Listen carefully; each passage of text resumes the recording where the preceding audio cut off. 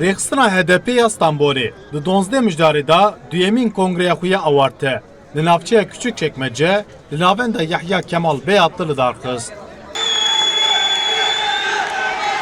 Bi hezaran endam û alîgirên HDP beşdarî kongreyê bûn. Slogana kongreyê ji bo serkeftinê dîsa hedef, dîsa Stenbol bû. İstanbul bajarekî Kurdistanî ye bi nüfus û serhejmêra Kurdan. Di dema nû da hilbijartina nû wekî hilbijartinên demê borî nabe. Çıkla siyasetê Kurd hene, git tevayî gere divî rêbariyê da tev bikarbin bimeşin. Di kongreya HDP ya Stenbolê da rêveberiya bajêr guherî, Murat Kalmaz û Gonca Yangöz wek hevserokên nû hatin hilbijartin.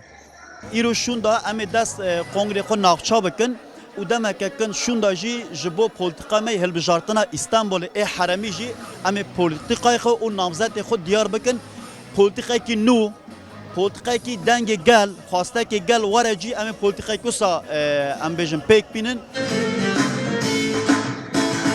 Di rojeva kongreyê da ji bo hilbijartinên heremî, ji xeynê xebat û xurtkirina rêxistina HDP ya Stenbolê, Tifaka Navkurdan, êrişên Tirkiye yên ser Rojavayê Kurdistanê û êrişên İsraîlê yên ser Filistînê jî hebû.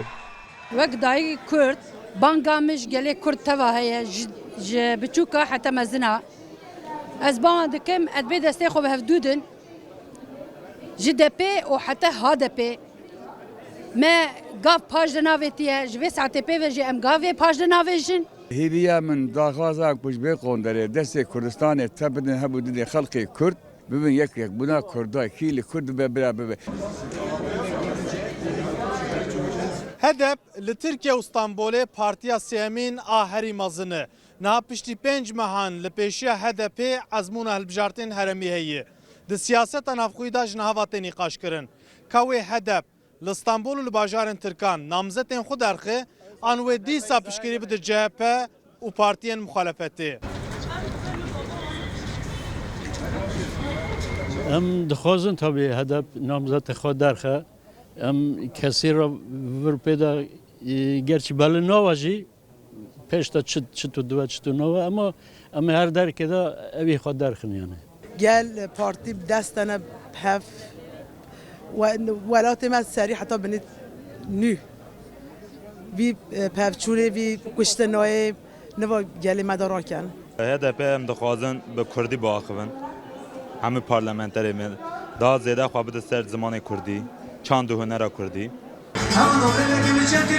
Hevseroka giştî ya HDP Tulay Hatimoğulları li gel hejmarek parlamenter û rêvebiran tevlî kongreyê bû. Dün olduğu gibi bugün de mücadelemizi sürdürmeye devam edecek. Zimanê kongreyê Kurdî û Tirkî bû. Gava Kurd li vir rêxistina xwe xurt bikin ve li vir hemalê Kurdistanê derkeve.